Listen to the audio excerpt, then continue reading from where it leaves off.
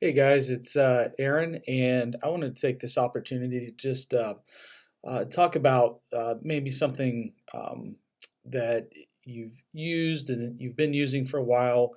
It's Planning Center Online, of course, and we're all familiar with it, but I wanted to show you a couple things in case I haven't really explained it in detail.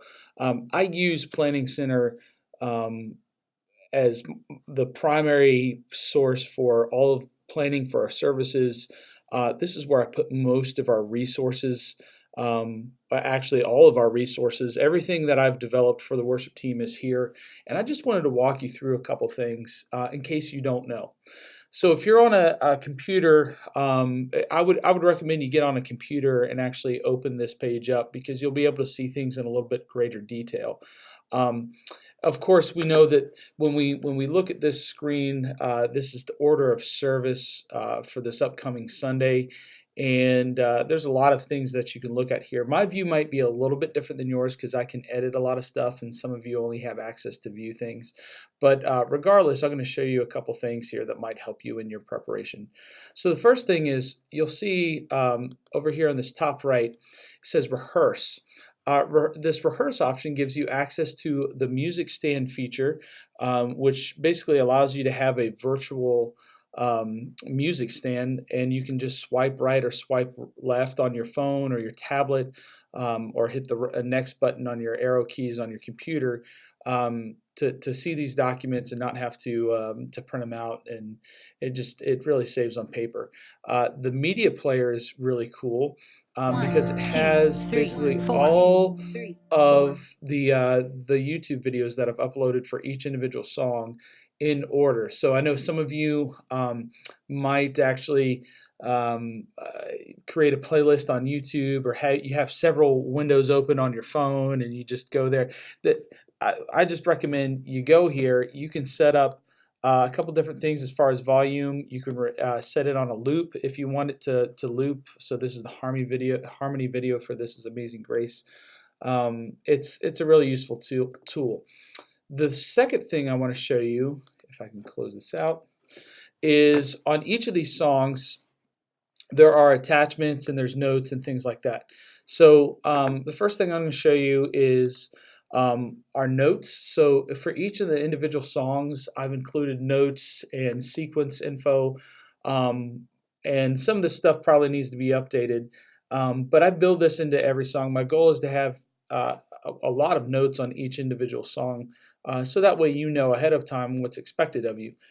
So you'll see for this week, for This Is Amazing Grace, we're doing the Wickham arrangement. This is the sequence. Um, these are the notes pertaining to the actual live uh, um, performance of this worship song. For video, media, lighting, vocals, kind of a rough, uh, you know, reminder on what you're expected to sing. For the vocals, I already basically sent out a video earlier this week, kind of explained the plan in detail. And I have it. I haven't built the next one yet, but you get the picture. There's notes for most of these songs. Um, Time of fellowship goes on for each of these, and then over on the right, I have a list of resources that I've attached, and I try to keep updated for each song. So you'll see I have 7 attachments here. Um, this is the song journey. This is the YouTube video from the performance done by Phil Wickham. You have the harmony tutorial. You have the PDF document there. All right, and then the same for Exalted Overall. These are actually the lyrics. More attachments, more lyrics. And then same for He Will Hold Me Fast. Um, yeah, and then the same for Hope's Anthem.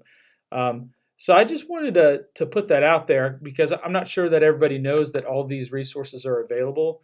And if you're maybe waiting for a text from me to like, oh, what's the arrangement going to be this week?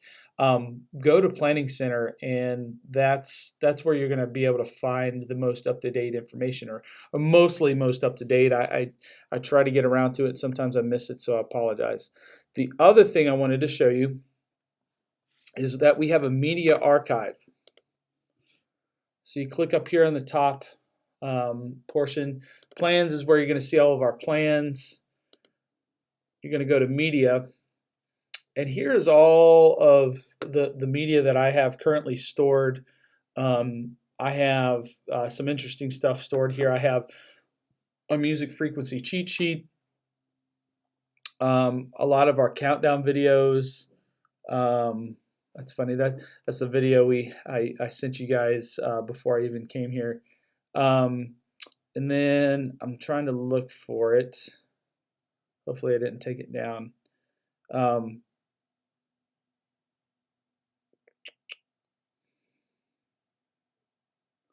Well, I'm also, oh, here it is, the worship team SOP.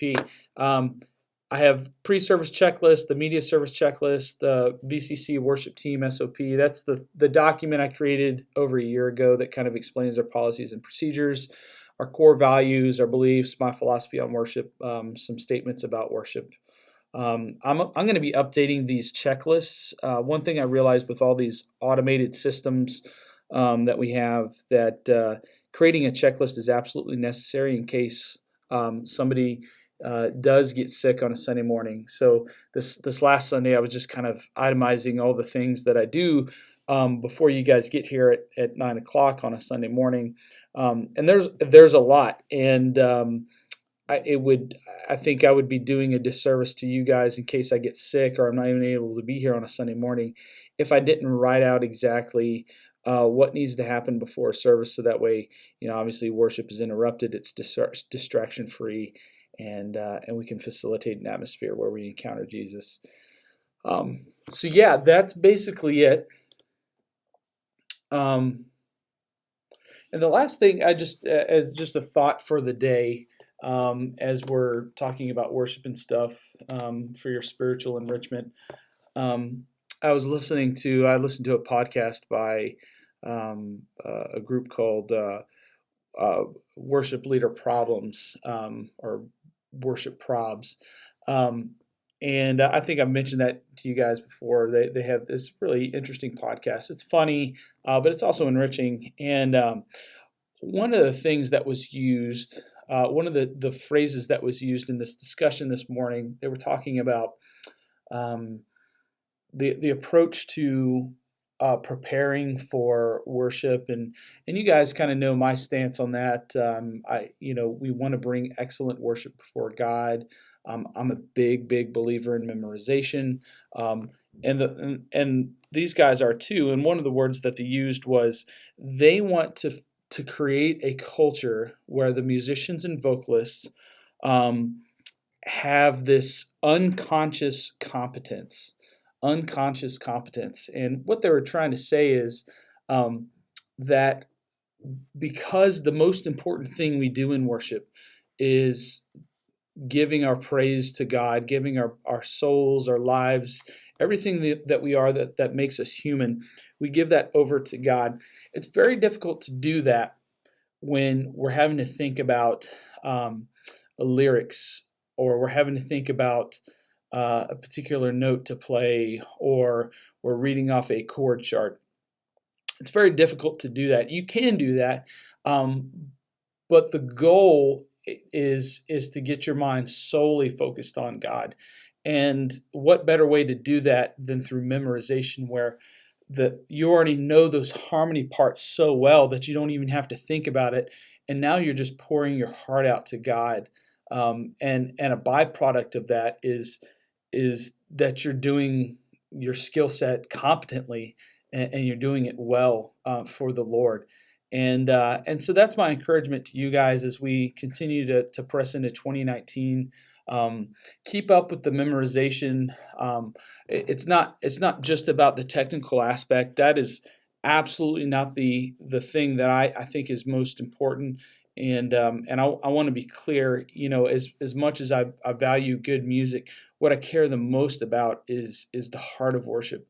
Are you are you preparing, on a for a Thursday or a Sunday morning, or Thursday evening or Sunday morning, and you've got everything memorized, but you haven't spent any time reflecting on the words that we're singing, or even the purpose of the song. You haven't spent any time in the Word, uh, learning the deeper things of God. You're not letting God teach you things in your life. If that's you, then I'd encourage you to start doing that, because you can come to worship on a Sunday morning, and you can have those guitar parts nailed, or you can have the vocal lines perfect, and you're doing runs and all this stuff. But if you don't truly have a heart that is sold out for God, and you're not allowing God to impact you, then really what we're doing is we're offering vain worship. And I know that kind of sounds harsh, but that is a reality. Is what we do on Sunday morning is so much more than just music.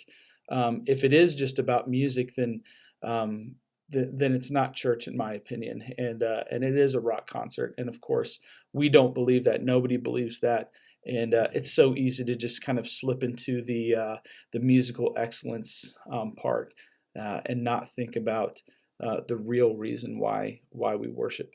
So that's it for today. Hopefully, everybody watches this and benefits from it. And if you have any feedback, or if you want to learn something else about the tools that we have here at Bridgeway Community Church, feel free to let me know. Thanks.